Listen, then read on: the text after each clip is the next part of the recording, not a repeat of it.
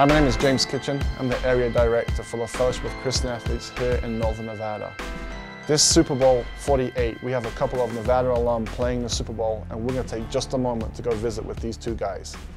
So both you guys played at the University of Nevada. What's your highlight from your collegiate career? For me, it'd have to be just beating Boise State and then going on to beat Boston College in the Craft Fight Hunger Bowl. It was just such an amazing feeling to finally achieve our goal of beating Boise and winning a WAC championship and then going on and winning a bowl game. So that's something coming in as freshmen in 2006, is something we always strive for, and we earned it. I definitely have to agree. That feeling was incredible when we beat Boise. We were down 24-3 at halftime.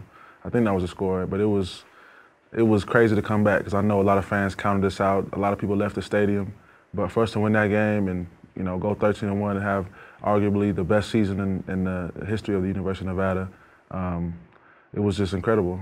Both you guys are men of faith. How difficult is it to be a man of faith in the National Football League? It gets difficult at times because it's so much thrown your way. You're in the spotlight, and whether it's women, different things that go on in nightclubs and all that, it gets thrown your way. It's difficult, but you have to stay grounded in your faith, stay strong, and know that those things only yield temporary, I guess, feelings of gratification. So it's tough, but at the same time, you have to know what you really stand for and know, is it really worth it at the end of the day. Yeah, like you said, it is tough, not only from the side of, the temptation that females will bring you, but also from a financial side of things. We're young. In college, we didn't have any money. Now we have money. So every day, my rookie year, I used to always say, every day is Christmas. What do I want today? So I'll just go to Best Buy and just walk around looking for something to get. So there's all kinds of things that, going into the NFL at such a young age and having all that money, everybody knows who you are, everybody wants to be a part of you, but people don't always understand, we're normal, we're not perfect guys, we're not robots, we have our own issues, and we're struggling every day just like anybody else. So in your job as a believer in Jesus Christ, how do you choose to glorify God? Well, for me, it kind of takes me back to a Bible verse. It's Colossians 3:23. In all things you do, work hard, wholeheartedly as unto the Lord and not unto man. So, I know that, there's certain athletes that use that platform like a Tim Tebow, but there's a lot of athletes that aren't on that type of stage, so, I glorify him by just putting in the hard work I do every day, going out, giving him the glory, knowing that he's the reason why I'm here. So, I work hard, and I know that Bible verse, it epitomizes that, that's a way that you could really give him the glory, working wholeheartedly as, I know I'm working for him and not, just my coaches or my peers.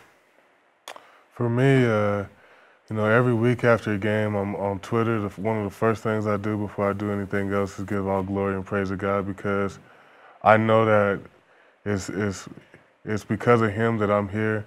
A lot of times, I don't deserve any of the stuff that I've been given from God, and he's blessed me in such a way that if I didn't, go on, social network and show people that this is the reason why I'm here, don't think that I got here on my own. I like for people to understand that, through him, every day, because every day is tough, as a professional athlete, as a collegiate athlete, as a high school athlete, every day is going to be tough if you want to succeed. So the main thing, I always stress to kids is just stand firm and, remain faithful to who you are, and try to be the man that you can be. Okay, so far, a great season. This afternoon, you guys are playing in the Super Bowl. How does it feel? Super Bowl championship game. It's a great feeling. Growing up, I never really watched the regular season or the playoff games. I only watched the Super Bowl because everybody has a Super Bowl party. So it's, you know, there's going to be millions of people watching this thing. Everybody, if they didn't know who you were before, they're going to know who you are after this game. So there's a lot of the times athletes put a lot of stress on themselves because you obviously have fans that are going to, you know, boo you if something goes wrong and cheer for you if something goes right. So, and like I said earlier, we're not human. We do make mistakes. So a lot of times you struggle with yourself mentally to be great, and that just comes with practicing hard. And like you said, he goes out there and glorifies God through working hard, and at the end of the day, things will come out right. So it is definitely going to be exciting. I'm getting excited right now talking about it, so let me just relax. I'm excited myself, man. It's a once-in-a-lifetime opportunity. You know, not everybody gets a chance to play in the NFL. Not everybody gets a chance to go to playoffs. You know, I was talking to Champ Bailey on the sidelines before the game was over. I asked him, I said, have you ever been to Super Bowl? He was like, no, you know what I'm saying? And he's been playing 15 years in the league, and he's one of the best to ever do it. So, first of all, for him to be playing 15 years is incredible, but for him to not go to a Super Bowl, you know what I'm saying? It's kind of crazy. So it shows you how few and far in between that these opportunities are. So for me to, you know, for us to be able to represent our team and, you know, our university, our families, our everything in the Super Bowl is just, you know, I guess insurmountable. I guess you could say that as a word. So it's kind of crazy. It's awesome. Yeah. Which NFL player has been an influence with you with your faith in following Jesus Christ? For me, you know, Jacob Tamme, he's a great Christian man, a great leader. And for me, just seeing how his walk and the things he's been through, he's one of my fellow tight ends, by the way. It just amazes me. For Christmas, he got me a book, and I've started reading a little bit of it when I can. And he knows that we're going through struggles, and he knows that, you know, there's a lot of temptations all over the place. And you know, he doesn't frown upon us because of it. He tries to be that great role model, that great man for us. And, you know, I really look up to him. He doesn't even know it. He has no clue. But I really look up to him as a man of God. And one of these days, I'm going to have to tell him that he's been a great person for me to lean on. I have to say, you know, I've only been there since September, but I spent a year in Jacksonville.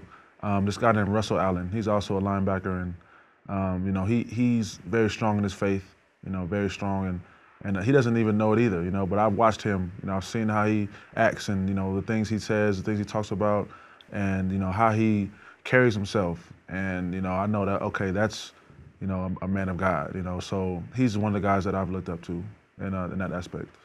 So as Christian athletes at the University of Nevada, both of you have had a high interaction with the Fellowship of Christian Athletes. What does FCA mean to you guys?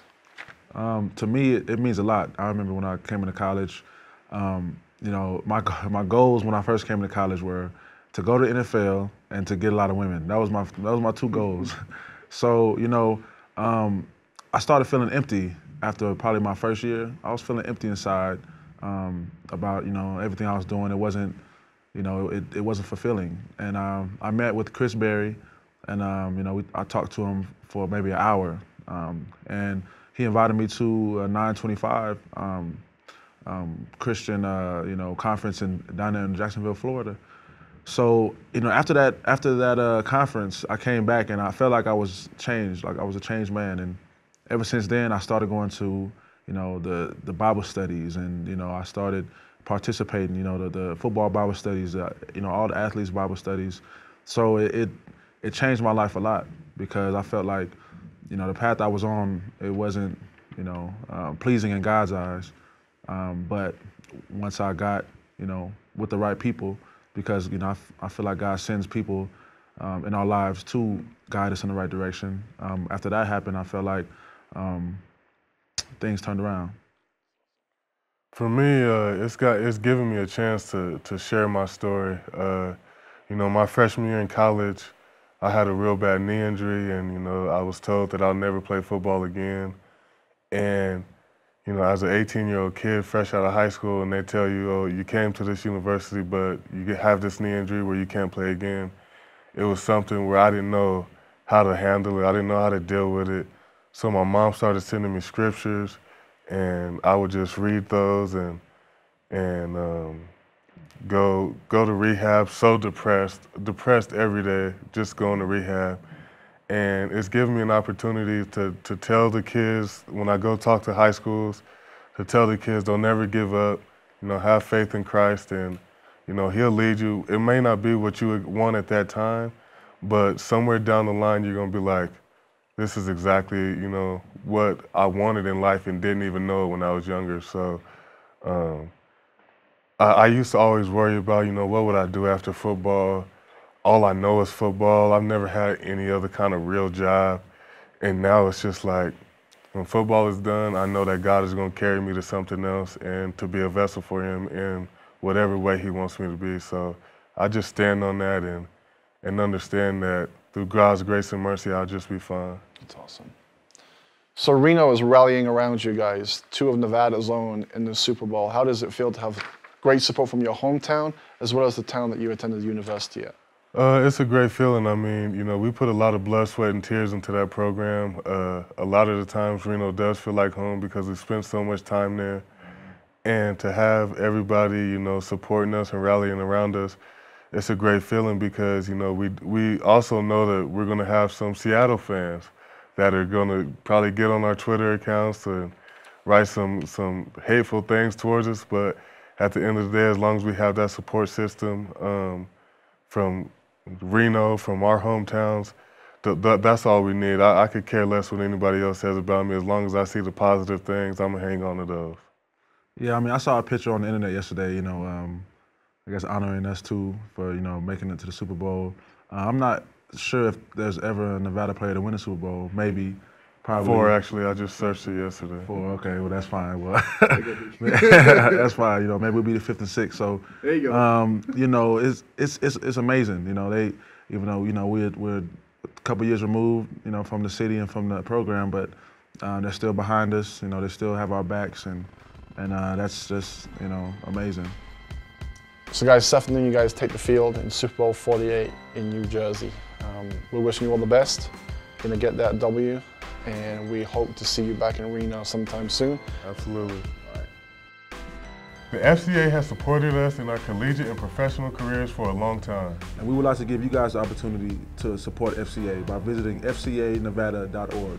You can do this by purchasing a Bible for a player or coach and partner with us for $9.25 a month. And help make a difference in Northern Nevada. Thank you, and go Broncos.